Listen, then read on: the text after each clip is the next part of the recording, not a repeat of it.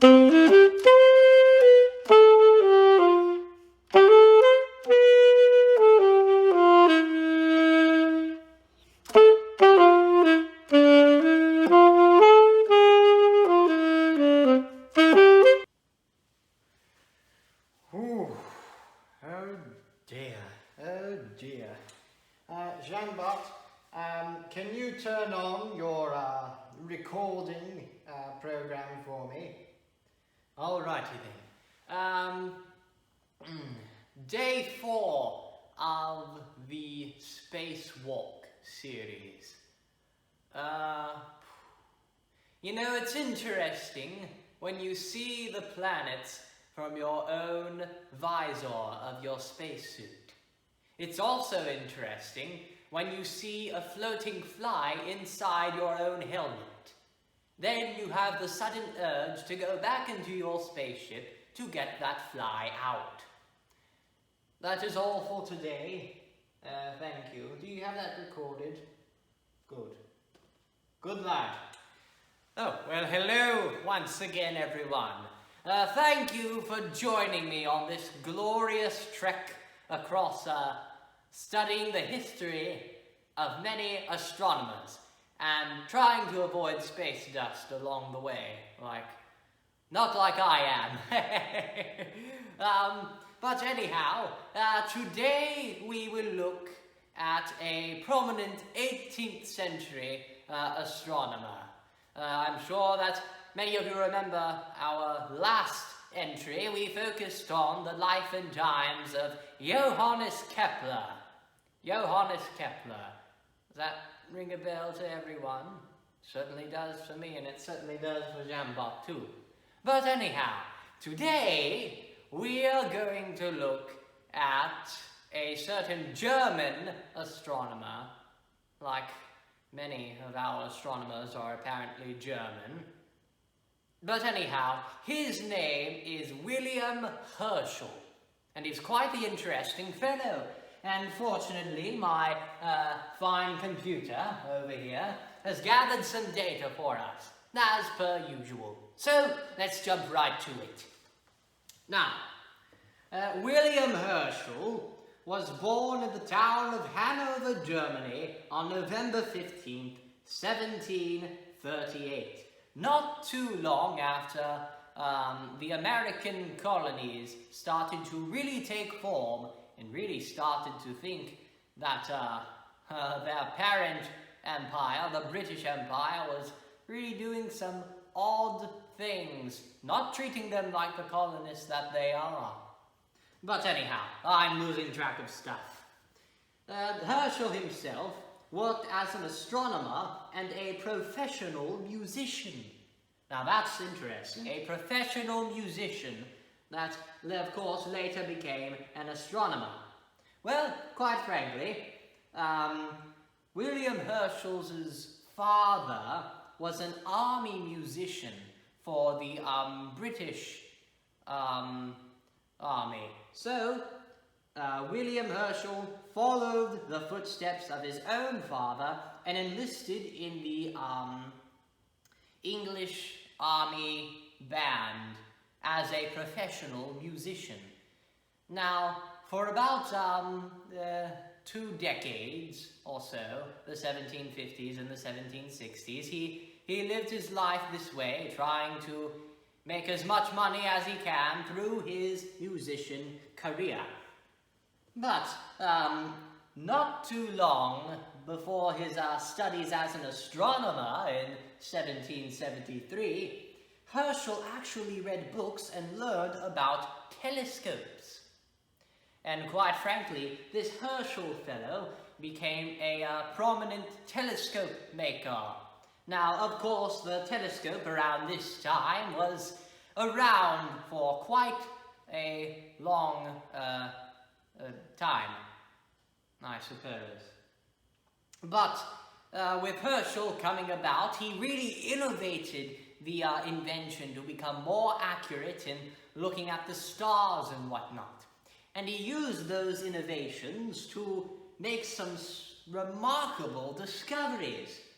Of course, he is known for the discovery of the planet Uranus.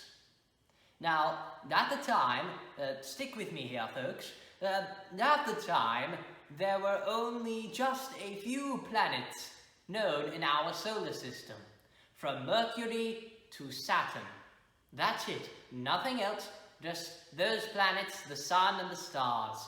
But around 1781, 1782, when Herschel discovered that one weird spot in the sky that wasn't a star, but yet another planet, he instantly became famous.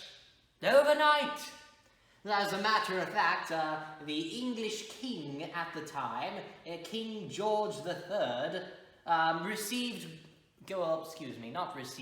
gave grants to this Herschel fellow. About 200 English pounds a month, quite frankly, which was a lot of money back in the day.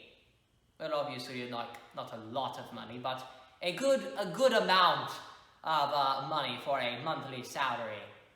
And thankfully, with this monthly grant receiving that Herschel had taken upon himself, he could set aside his careers as a musician and devote himself fully to astronomy, which led to even more stark discoveries, such as research in nebula and star clusters. I encourage you to go online, see if you can look up this name, William Herschel, and see the many research points that he discovered through research about nebulas and star clusters. You'll find some interesting things. Now that I think about it, I do believe we mentioned William Herschel in a past entry for nebulas, correct? Correct me if I'm wrong, Jambot. Thank you. But, anyhow, with his career as an astronomer, going about researching more things than ever before, with new technologies at this time, of course, he was eventually knighted in 1816. Now, being knighted is a very, very good title. Very good title.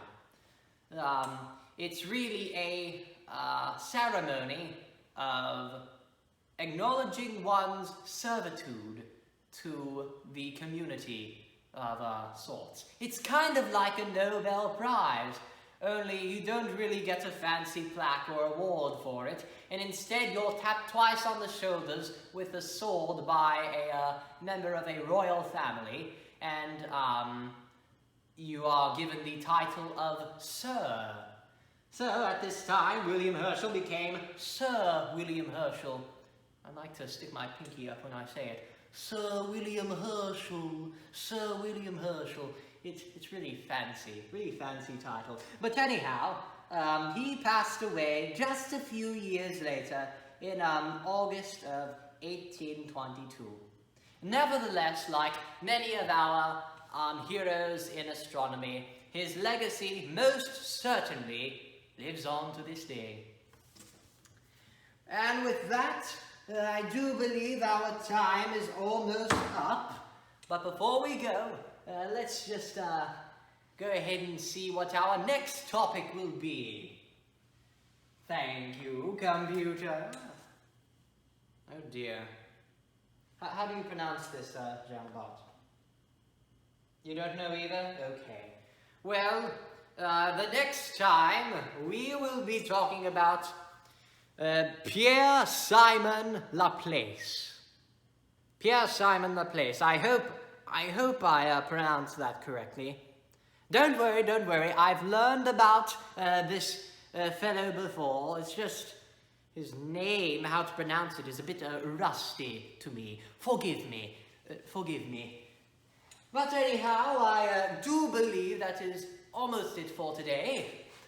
If you have a question relating to space or anything really about space and whatnot, please feel free to leave a question down below in the comments section. Who knows, your question might be answered on the next segment. And just before I let you all go, my fellow space cadets, I want to bring attention to something very, very good.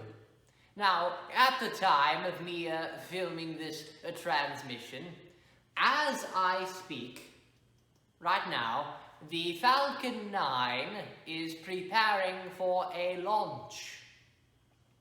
It is a collaboration between NASA and SpaceX in sending American astronauts up to the International Space Station for the first time on American soil in 9 years.